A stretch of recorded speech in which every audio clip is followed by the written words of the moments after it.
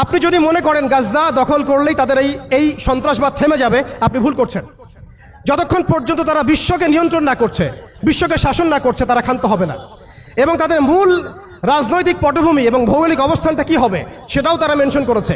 তারা চায় পুরো হোলি ল্যান্ডটা দখল করতে। এখন আপনি প্রশ্ন করতে পারেন যে ভাই হোলি ল্যান্ডটা কি? উত্তর হচ্ছে, হোলি ল্যান্ড হচ্ছে সেই জায়গা ইরাকের ইউফ্রেটিস নদী থেকে শুরু করে মিশরের নীল নদ পর্যন্ত।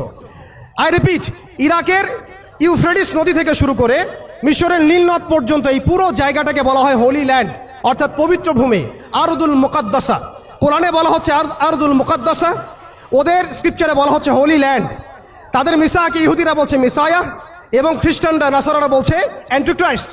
যাকে আমরা চিহ্নিত করছি সে হচ্ছে মাসিহুদ দাজ্জাল। তারা এই হোলি ল্যান্ডটাকে স্বাধীন করতে চায়। তারা মিশরের নীল নদ থেকে শুরু করে ইরাকের ইউফ্রেটিস পর্যন্ত পুরো জায়গাটাই দখল করতে চায়। আপনারা যদি মনে করেন গাজ্জা দখল করার পর তাদের এই হামলা থেমে যাবে, আপনি ভুল করছেন।